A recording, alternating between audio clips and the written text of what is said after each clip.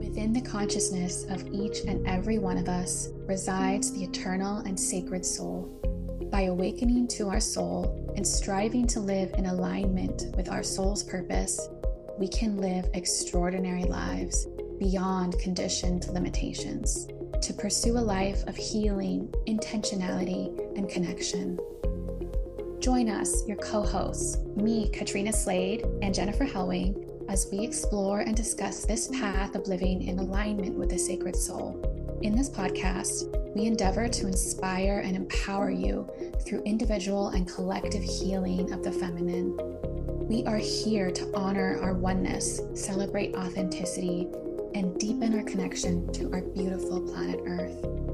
This is the Sacred Soul Podcast. Hi, everyone, and welcome to another episode of the Sacred Soul Podcast. Today, Katrina and I are going to be talking about living cyclically. So this episode ties a lot into some of the other themes that we talked about in previous episodes about the divine feminine. So we'll be recapping a little bit of that, and then we'll be talking about some new stuff. Yes, and I'm so excited to get into this topic because this is something I feel so drawn to learn more about. So just talking about it with Jen, I'm just really looking forward to this conversation. Okay, so maybe I'll start with recapping a little bit about the divine feminine and how that relates to living cyclically. Yes, please do. Okay. So in the episode that we did on the divine feminine, we talked a little bit about those energies and how they kind of show up in the universe. We all have both of those energies within us. We have to. It's because we're humans. And so we're very much a mixture of these energies. So we have the divine feminine, which is interesting because it represents both death and rebirth. And in many ways, the divine feminine is essentially just the energy of change. It's the energy of creativity. It's the energy of flow in the universe. And it's kind of what keeps the seasons changing. And then you have the divine masculine. And the divine masculine is like, it's like everything that is. So it's everything that is. And it's really reflected by the sun symbolism and just the energy. And then the divine feminine is like the one that comes and changes and cycles and shakes it up and moves things. And so you have now the changing seasons, and now there's a cycle with the sun. And so this is very much how those two energies play together. So we're going to talk about what it means to live a cyclical life and how you can actually start taking steps to do that. And whether you identify as more feminine or masculine, this is important for everybody. Yeah. That's beautiful how you related it to just at the core, it's just about change and like flow and cycles. It's not necessarily like the divine feminine. Everyone thinks it's like about being girly or something. It's not. It's just that's just the energy of the divine feminine, and the divine masculine is more constant and like consistent, I guess, with it steady. Like the sun is always shining, even if we're in the dark on our side of the earth, right? Like sun is always shining on the earth 24/7. It's like the earth is rotating and it's going around the sun. So that's like the motion and the flow and the cyclical aspect. I love that. That's such a great way to put it. That's exactly right. So these energies are opposites, but they're so interwoven. Yeah. They're so interwoven within us, within the world, within our reality, everything like that. So yeah. So, okay. So we're talking about cyclical living and kind of what that means, first of all. So Katrina, when I say that, what are some of the ideas or thoughts that come to your mind? Well, like two things, like the seasons, like living cyclically with the seasons. But what I'm particularly interested in is the moon cycles, or whatever you call it, your menstrual cycle. Like I've done a lot of learning about it, and I'm just curious to like hear how other people are living that way and like living with your cycles within your body, you know? Yeah, exactly. There's so many cycles. There's the cycle of the seasons, and like many people call that the sun cycle. And then there's the cycle of the moon, the literal like the moon phases. And then there's also our inner moon cycles. And so if you menstruate, then that would be your inner cycle. So there's so many cycles. Yeah. When I first started trying to live cyclically and kind of flow with these different cycles, I tried to flow with all of these different cycles, like all three of these different cycles Oh, all at that sounds once. like a lot. And it was a little much. It was a little much. Um, so what I've kind of learned is that it's really up to you to kind of feel into what resonates and what feels really, really good to you. Something that I have kind of started doing that I could maybe recommend is the sun cycles. So celebrate that means celebrating, midsummer, midwinter, mid spring, mid fall, and then like the first summer, first winter, first, right? The first days. um, is that those kind of festivals or even like rituals are really fun to do in a community. So I kind of see like the sun cycles as sort of relating to the community and your family and your friends. And so if you can have a friend that can celebrate these with you, then that's awesome. And it's all happening at the same time for all of us. It's not like individual. Exactly, exactly. And then if you menstruate, I totally recommend the secondary one being your own cycle. And if you don't menstruate, then I recommend your second one being the moon cycle. But what about people who are like, maybe they've gone through menopause and they don't menstruate, but they have their whole lives, or somebody who's on a birth control that doesn't bring out the flow of blood? Well, I don't know how, like, I don't even know how to pose that question, but do you know? Yeah. No, it's a good question. It's a good question. So I think that if you cycle at all, like if you cycle at all, so I know with some birth control, you would still kind of have a little bit of a cycle. If you cycle at all, I would follow your own cycle first and foremost.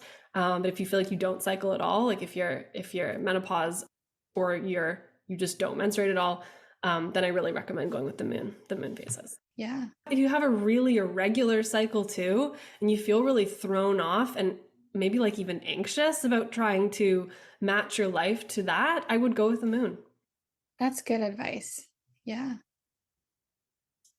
And it's been interesting because, and this is something I can talk about too, but we have a red cycle and a white cycle. So this is in relation to whether you bleed on the full moon or you bleed on the new moon. Yeah, I saw that in my app. Okay, okay. Stardust. I use a couple different apps to track my cycle because they all seem to be different. I don't know why. They show me different forecasted dates for when I'm supposed to be menstruating. Yeah. It shows me like, oh, you're a red witch. They use the word witch. I don't know why, but that's what you're talking about, right? Yeah, exactly. So which one's yours? It's been changing. Like I told you, I've been going through all this like weird healing journey with my sacral. And like at first I was red, and then I think it says I'm pink. So I guess that's in between the red and the white. Okay. Like Yeah. just last month, my bleeding came like a whole week early. And I was like, whoa, that's so unusual for me. So I had like a 3 week cycle instead of a longer one. It's shifting. Do you think that's related to my healing? Because I've been doing a lot of healing lately, and it's like actually changing the length of my cycle. Oh, definitely. It's interesting because the theory that I've heard is if you're bleeding on the new moon, it's very much inviting you to connect with yourself. Yeah. Whereas if you bleed on the full moon or close-ish to the full moon, then you're like the midwife, which means that your job is actually to help other women, support other women, and be a healer and be giving Oh, to others. At many points in our lives, our cycles can kind of switch. Like, oh, okay, I'm this for right now, and then oh, suddenly I'm here. And so I think it yeah. just draws attention to those different energies of like, am I being called to go inwards or am I being called to kind of be outwards and be more like of service to others? That's so interesting. And then if you're in between, it's like you're kind of shifting towards one or the other. Yeah. Yeah. Yeah. Exactly. Interesting, because I have been, I didn't even realize this until just now as we're talking, but mine has been shifting. I mean, I realized that already, but what I didn't realize was how it's in correlation to all this healing I've been going through. And now I'm like, oh, that makes a lot of sense. It's affecting my cycle Yeah. and my inner like feelings and chakras and all that too. Um, I also wanted to ask you, Katrina, what has been the evolution of your relationship to your menstrual cycle? Like how you actually feel about it. It's I've had a very easy one, to be honest. I know a lot of women really suffer every month, but I was on birth control pills for like 14 years, a long time. And then I decided at one point I was like, I want to do paleo for whatever reason. I was inspired to do that. And then I was like, oh well, I don't want any hormones like interfering with my body. So then I got a copper IUD, and that was like the most horrific experience of pain I've Mm-hmm. ever felt. Yeah. Oh yeah, we talked about this. It was like somebody shoved a knife and just stabbed me inside. Yeah, yeah. And it's so much trauma. And at the time, I wasn't aware of like chakras and all of that, but I went into shock. I went into shock, and I was so lucky because, okay, this was when I was living in Korea. Um, Okay. and there was like one OBGYN like near where I lived, and with me, all my expat friends. And I had a friend at the time who was very pregnant. And so I was at this doctor's office, and the doctor did it. And then, like, okay, you can go home now. And I was like in shock. I was shaking and I couldn't walk and I was about to pass out. And I saw my friends in the doctor's office waiting room. And I was like, oh, like almost falling over. And they could tell I wasn't okay. And they drove me home, even though my home was like a 5 minute walk. Like I just assumed I'd be able to walk home. Wow. And then I was in bed crying and sobbing. Like it had released an emotional thing. It wasn't just, ouch, it hurts. I was like overcome with emotion Wow. of like, what's the right word? Sorrow and like despair. And I think it like unlocked something that I didn't realize was there. Wow. Um, and then I kept it for like, I don't know, a year or two. And then I got it removed because I just hated it. It was like I resented that that was in me, and that it was like causing, it was like, well, the whole point of the IUD is it causes an inhospitable environment so you can't conceive. And I didn't really want to conceive, but I was just like, get this thing out of me. Yeah. So I I did that. And so I've had a lot of like ups and downs and like fluctuations with my cycle over the years, but since the pandemic started, I just haven't been on any birth control at all because well, I'm not trying to get pregnant, but I don't want anything influencing my body. Um, so that's been how my cycle's been. Did I just tell a really long story? No, that's good. I think well, first of all, we need to normalize talking about our cycles. Yeah, But also it's just I wanted to know about your relationship to your cycle because it's so interesting how in society like we're taught that it's this thing that's inconvenient and like it's a weakness that we're supposed to hide and get over it and like oh plow God, through. I don't know, it's interesting. So I just wanted to know like how you felt about it, yeah, and how your relationship with it has changed. But it sounds like you're becoming more in tune with your body and listening to what feels good in your body. definitely. Yeah. Yeah. But you're right. It's like my whole life, I felt like I just had to control it. Mm-hmm. And I remember, like, I still get cramps and stuff, even though I don't have a severely bad period. But going to work, like, I used to work as a teacher in a school. It's a very masculine role. Yeah. And the system there is very masculine because it's like a set schedule, and it's very rigid and structured. Mm-hmm. And I remember going to work when I was feeling cramps, and it didn't feel good. And I just felt very tender down there. And like my lower back would always have cramps, still does. Um, and like having to wear my professional clothes and just wanting to curl up in a ball of blankets and just like not be around people, Yeah. you know. Yeah. And I think most women go through that because we have to live our lives, unless we have the privilege of having total control over our schedules, which some of us do, and a lot of us don't. It's hard to just like pretend like everything's fine, Yeah. and when you just don't feel like being around people. I hear you. I hear you. And I think it's like it almost goes to, there's almost two sides to this because I think some women feel totally the same. Like they don't even feel that pull to go inwards and the pull to rest. They feel fine. And so they just kind of keep carrying on. And how that is a result of so much conditioning. And in some ways, like it's okay that you feel good, but rest doesn't always have to happen when you don't feel good. Rest is something that's valuable whether or not you feel good. And so that's also something I wanted to talk about was how important it is to honor the process of rest and taking rest. And this is also something that societal conditioning has really influenced and sort of taken the value out of rest. Yes. Yes, because some people just aren't as in touch with their bodies, so they might not know that they're feeling like their energy is draining and they need rest. Yeah, Some people are so conditioned in the masculine that they have to go, go, go every day at the same level of like energy that they're just not even considering that they can rest.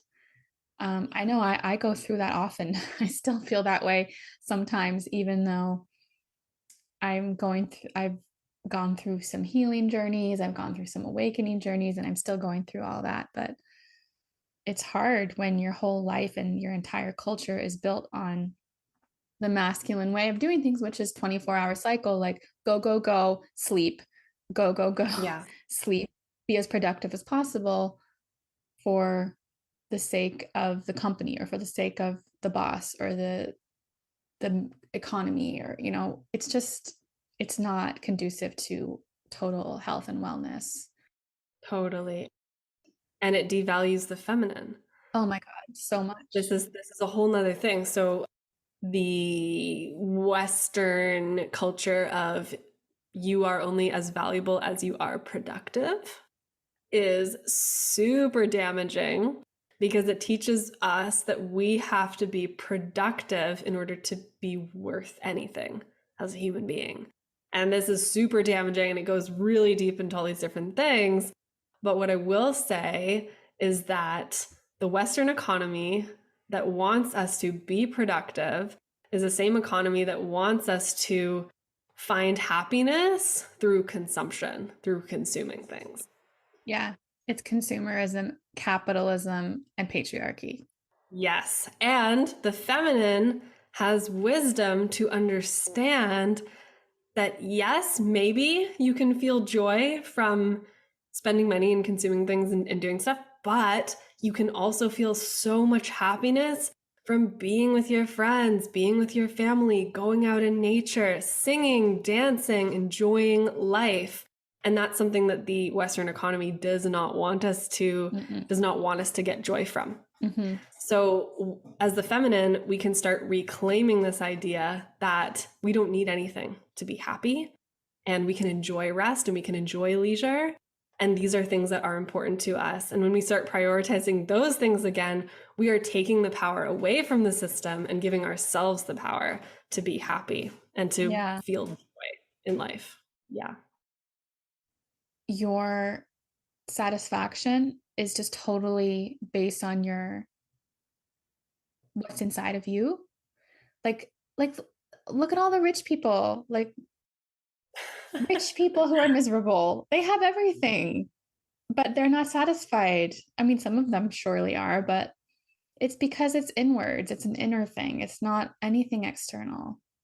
Yeah. So, So we have to, so the people that are privileged enough to be able to say, look, I actually value time off from work. Look, I actually value my family and I actually value my rest. The people who are privileged enough to be able to start saying that, we can start kind of changing these systems and really kind of influencing and letting organizations and companies know that balance is really important and balance is needed and benefits are needed and things like that are needed, so that people who aren't as advantaged to be able to even have the option of rest and relaxation can start being able to have that in their life. So it's a broken system that we all have to work together to fix. This system, that the patriarchal system that values this overproductive Yeah. toxicity. And I do think it's crumbling. I think it's happening. I think we can all see that. Yeah. Um, it's probably going to take a long time to rebuild it, a new way of living, but things are so shifting so rapidly just over the last few years, Yeah. the great resignation. A lot of people, because of COVID, realized they don't want to live the way they've been living. And so they left their jobs, or left, um, they released and let go of things in their life that were holding them back from their own happiness. And it's going to take a long time, but like you were saying, Jen, people who have the privilege to do that, like it's almost like your duty to to be one of the trailblazers and to show that there's another way of living, and not being a cog in the wheel of capitalism or patriarchy or whatever. Yeah, I agree. I agree. And so we can get back to talking about the cycles, and we can bring this back, and we should talk about all the different phases, because we've sort of talked about rest, and we've sort of talked about that phase of integration or going within, which corresponds to winter seasonally, as well as the bleeding time of a menstrual cycle, as well as the new moon time of a moon cycle. But let's talk about the other phases of the cycle. After winter comes spring, right? So the inner spring is the next phase, um, of the cycle. So, okay, so if we talk about that next, we talked about this in the episode about the divine feminine, where this is the part of the divine feminine that represents renewal, rebirth, kind of it's what you would associate with like femininity, so like flowers and like life and things like that. But it's still it's this period where the masculine and the feminine are kind of dancing together. And so you have the sun coming in and starting to warm the earth, and now new life is kind of coming through. And so this is a really delicate time and a really important time for us to learn how to balance the masculine and feminine energies within us. So it's really important during this phase that we're not just going straight from rest to hyper productivity, but we're actually finding that balance within ourselves, and that sets the stage for the rest of our cycle. So that's really important. That's a good, yeah, that when you say it that way, it makes so much sense. Yeah. So also I wanted to bring up, like, how do you live this way? So like how would you make sure to honor that in your phase? So one of the important things is just presence and awareness. Being aware of your cycle and being present with it is hugely important. And so it doesn't necessarily have to shape what you do every day, but it can shape how you do it. So this is something that just changing your perception and being aware of your cycle and aware of your energy can be a huge difference. Of course, if you have extra time, I would really recommend incorporating ceremony into your life, giving yourself those little kind of initiation ceremonies at each new phase of your cycle to really help to integrate and amplify those energies within yourself to kind of get yourself more into alignment. So from a physical standpoint, this phase is really important for nutrition and for getting the nutrients that you need. So again, you can think of it as like spring. It's a great time to use like herbal teas and things like this. It's an awesome time to not drink caffeine if that's Mm, something that you're sort of experimenting with, because, like I said, if you tend to naturally be in that masculine, that productive kind of go, go, go, go, go mentality, then this phase can really maximize on that and pull you really fast into that. So it can be a Yeah. time where we can intentionally almost like put the brakes on. It's a great time to, before you go to work in the morning, if you can just meditate for 5 minutes, that's going to help calm you down and be present with yourself. And it's a time when you can just do those extra self-care things that might not be fun, but things that are really important to prioritize and not skip, especially during this phase. Does that make sense? Yeah. And I just want to make the point that these kinds of things sound really great. But for me, like if I don't schedule them, I'll just forget. So, like I have in my calendar this month, like menstrual phase, like I this is the first month I've decided I'm not going to schedule anything during that phase because I want to give myself that time and inward space. And I'm still going to be working. It's just that I don't have like 3 meetings a day and like appointments out in the world where I need to like rush to get somewhere. And I guess this is like Yeah. such a privilege for me to be able to schedule. But um I I'm just starting to do that now, like scheduling it in advance so that my calendar doesn't get dominated by like the Yeah. world like Yeah. demanding my energy. And I think if listeners, if you're like me, you're just gonna forget to like schedule these things. So that's just gonna like allow the space for you to like engage in these types of practices. Totally. Totally. Yeah. Yeah. Yeah. So let's now bring that into the summer. So again, we're now talking about the solar summer, we're talking about the full moon, we're talking about the ovulatory phase. So we're kind of bringing that now. We're coming into that.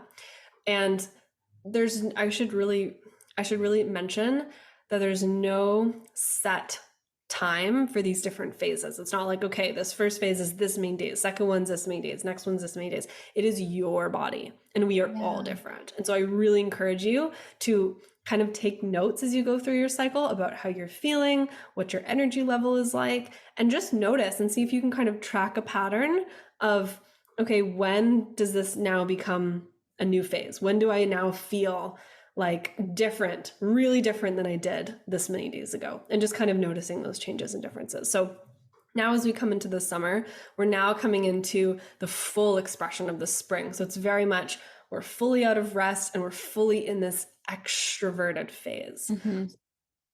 This can look like we're more social, we're more outgoing. If you're an artist, you're really creative and you're really in this output phase. And so this is a fantastic time if you're in business to actually produce and put yourself out there and be with people and create and be inspired and and gather with other people and have conversations. If you're doing like job interviews, schedule your job interview at that time. That's the best time to do it. As women, our voices are actually a little bit higher and a little bit more melodic during this phase. So we're more alluring and we kind of have more of that attractive magic. So it's pretty cool. Yeah, and I've also have learned through my various studies that your body's sending out pheromones at that time because it's like time to be fertile. And even if you don't want to be impregnated, that's just the biology of it. So it is a good phase for like engaging with other people. And also, would you say this is related to full moon energy? Because it's Yes, the moon cycle, right? Like that's the peak of like the moon's brightness. And it's exactly. yeah. Exactly. So, and everybody's going to be different, but I have little notes in my calendar that I sort of put for these different phases to kind of remind myself, oh, okay, I'm coming into a new phase. Now I have to kind of make these changes. And one of the notes that I have in my calendar for this phase, so we're talking about coming up into ovulation, is that I can get really, really depressed here if I'm Oh. not creative. Oh, interesting. So you have that self-awareness now because you've been like paying attention and now you can like remind yourself of that so that it's sort of a reminder to do creative things during that time. Exactly. Oh, Exactly. Yeah. Yeah, so for me, I've found that I can actually get, and you might think of like depression as being more the inner autumn or the inner winter, but for me, I can actually get really depressed here if I'm not making time for my creativity. In my business, I will during this time overcommit, show up a lot, produce a lot. But if I'm not creating just for the purpose of my joy, like if I'm not playing my guitar and singing and doing my art and writing and poetry and music, then I'm only creating for others and not for Yeah. myself. Yeah. And I can get really depressed. Yeah. Yeah, I can see that. I can relate to that too. Um, it's sort of like giving yourself the gift of time to devote to what makes your heart happy. Yeah, yeah, exactly. Okay, so now we're going to talk about the inner fall. And again, we can relate this to it's the literal fall of the solar calendar, or it's the moon getting smaller and kind of coming in towards that new moon phase. Mm-hmm. This phase is very much the reverse of the spring. So now we have the feminine now coming more into the forefront, the masculine is more receding. So this is now the energy where we kind of start to slow down. We're invited to be more present with ourselves. If you menstruate, this is a time when you can start to feel a little out of control sometimes. So you might feel like your emotions are going crazy, or your energy levels are like really high and really low, and everything just feels kind of a little bit shaky. And again, that shakiness can kind of be a clue to you, okay, things are changing. Change is happening Mm-hmm. now. And just giving yourself a moment to center yourself amidst that changing that's happening. So people might call that PMS, right?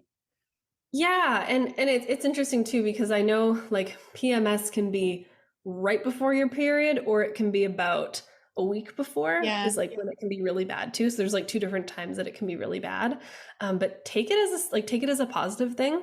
Take it as a signal and a wonderful reminder to center yourself Yes. amidst the chaos. Yeah, Yeah. That's a good way of seeing it instead of like, what's wrong with me?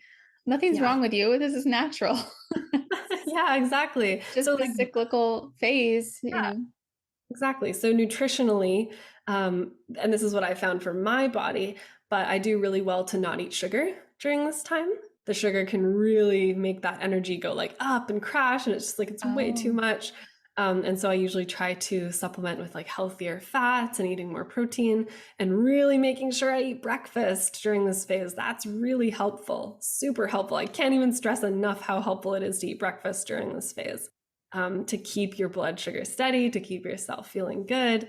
That's something that's been really helpful for me. okay. Yeah. What do you feel like your inner fall is like, Katrina? Well, I'm not as in touch with that as you are with my body as you are with your body, but I do notice I get more emotional and I'll like jump to conclusions faster and I'll Yeah, like yeah, project my feelings onto like, oh no, she said this, so it must mean this, you know, and a little bit like unstable feeling. And sometimes my husband will point out like, I think you're projecting. I don't think that's actually true, you know. And I'll get I might cry because whatever, you know, my feelings are more tender during that time and I have the grace now to understand like, oh, it's because it's before my period. Like, you yeah. know, whether it's a week before or like a day before, I'm just like, oh, okay. Like I'm a little relieved because I'm always like, why does it feel like this? And really it's just my hormones are doing what they're supposed to do. Yeah, exactly, exactly. No, that's really interesting. I'm the same way in a lot of ways. It's it's interesting too, because this also relates to the idea that the feminine is kind of like water, and a lot of the times it can kind of need a container in order to Mm, really be able to flourish and be in its full expression. So something I notice in this phase for myself, and I have this written in a note in my calendar, is that I need extra planning in my life, because that planning and that structure provides a container for me to sort of be within and kind of feel held within. So Interesting. I'll really make sure that I plan my meals, make sure that I'm planning my schedule, make sure that I'm scheduling in rest and Hmm. scheduling in that, so that I kind of feel held by this container and I kind of feel held by this plan and this structure. And it helps me to feel more stabilized, more grounded, more supported, and more cared for as I go through this phase of my cycle. That's beautiful. That's good to know. I'll try Yeah, I'll try doing that too. yeah. And this is also a really great phase to spend time in nature if you can, Mm. because the energy of nature will really hold you and really support you and ground you during this phase. Same with the literal autumn or the moon coming into a new moon. It's a really wonderful time to just take some time to be alone. Take some time to be alone in nature. Start reflecting. Start reflecting about what has come to pass and just how things have been going for you lately, checking in with your feelings, and kind of just surrendering. Like Katrina, I know you talk about this a lot, but this is the phase where you really want to surrender. You really want to say, okay, I let go of this stuff. Yeah. And it's like you're coming up on the menstrual phase. So you're like coming up on the plate, the time when you'll be shedding, literally if you bleed, or metaphorically, like releasing what needs to go for your highest good. It sounds like spending time with yourself and reflecting would be really good leading up to that phase, you know? So, yeah. Energetically, I find that if we haven't done our letting go during this phase, then the next phase is going to be more difficult. Yeah. So you might be more crampy, or if it's a new moon, you might be more emotional, or you might have more like relationship conflicts, or stuff is just kind of not going well for you. If that's the case for you a lot of the time, practice doing more of the letting go and the returning to nature, returning to yourself, that like inner connectivity. That if you do that well during this inner fall phase, then the next phase will be actually quite positive for you. Yeah. What you were just saying, Jen, it really reminds me of something I heard from somebody in one of our spiritual groups. I remember she said she gives her period a job, like to release something, or like, and I really love that. And I haven't put that into practice yet, but it's stuck with me for a couple of months now since I heard it. And I really like that idea to, like, maybe in your inner fall, the phase leading up to your menstrual phase, if you menstruate, that would be a good time to um reflect on, like, well, what do I need to let go of? Like, imagine in autumn the leaves change color, they're transforming, and then they drop, and the trees release their leaves, and then the leaves fall down, and then Mm. eventually they turn into the soil, right? um so I really like that, and it's something I want to do, where I can reflect on this past cycle that's been happening, and then what do I need to release, that, like, is something I'm holding on to that's no longer serving me, or is there something that's like conflicting with my energy, or something that I know it's for my highest good to let go of, and then you could be very intentional about that. Yeah, I love that so much. That's like I do that, but not exactly in that way, like you said, where you're actually pre-setting the intention, one specific thing that you want to let go of, and giving your period the job of doing that. I really love the way you phrased that. That's really Yeah, well, cool. I have to give credit to I won't say her name because I don't know if I have permission, but it wasn't my idea. It was somebody in our spiritual Okay. group who had mentioned that at one point, and I really liked it. Oh, the other thing I should say too about this phase is it's associated with the wild woman. Ooh. So this is, yeah, so this is the phase where we kind of can give ourselves permission to be a little wild. And whatever that means to you, to just kind of lean into that and let this be your time to do that. Literally, like being in nature, being in the forest, taking your shoes off, dancing in the woods, or just dancing in your home or screaming into a pillow, like whatever that needs to happen in your body, to let that come through and sort of let that energy cycle and process, because that's going to really, really prepare you well for Mm-hmm. the inner Yeah, winter. and it allows you to not just like stifle like the energy that's coming up. Yes. Like let's say you're feeling emotional or chaotic, like you might feel if you have PMS.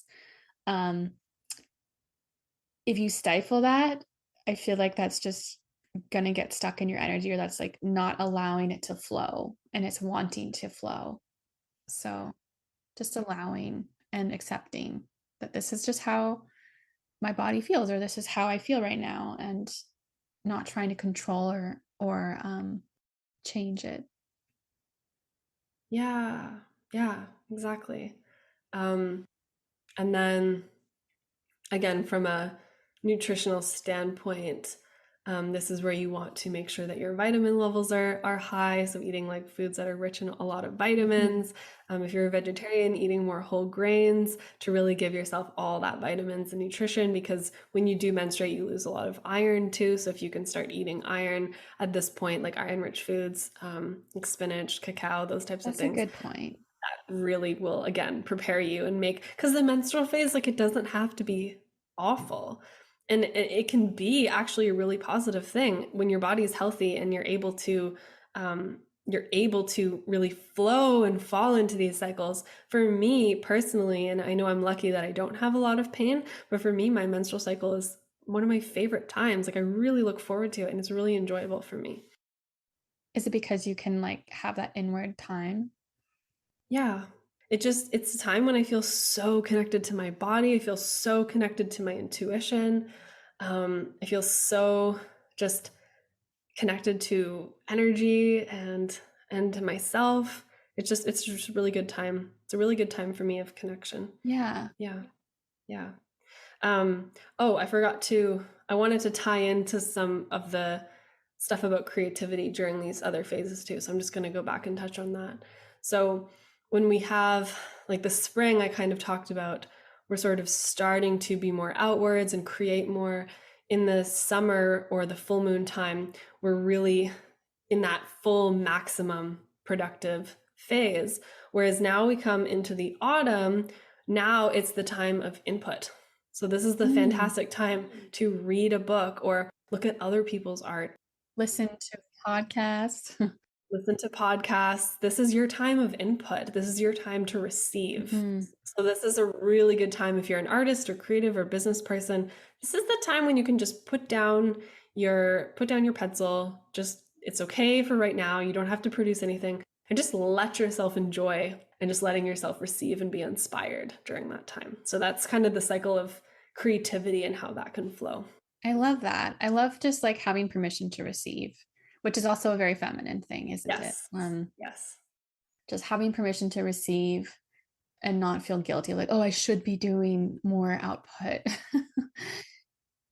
Yeah, I'm guilty of that too, because like in the beginning for me, I always felt like if I wasn't super productive, I'd be ashamed. I'd literally be ashamed of myself.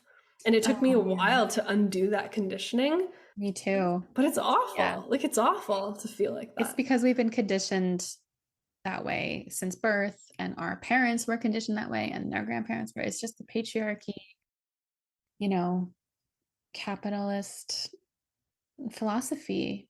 And I think a lot of people now are sort of waking up to the fact that that doesn't provide you with a fulfilling life. So a lot of us are choosing to change the way we're living versus Yeah. how Yeah. it was modeled to us from the older generations. Yeah. So it starts with you. It starts with you prioritizing this stuff and making it a part of your life, and just experimenting with it and kind of seeing how this stuff sits in your body and in your life, and kind of making that a part of how you live and normalizing it, talking to your friends about it, and just making it something that you prioritize and something that's important to you.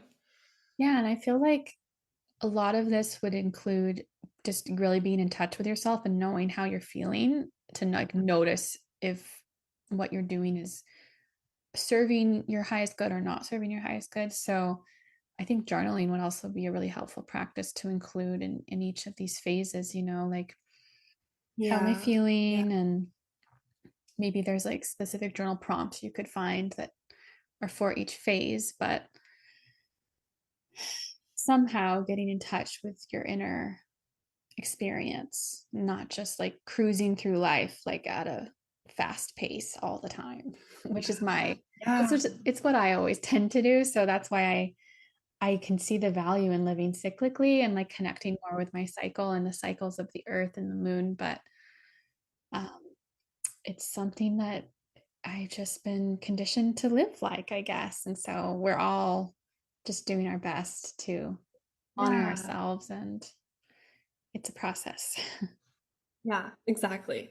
And if you're new to this and it kind of feels like a lot,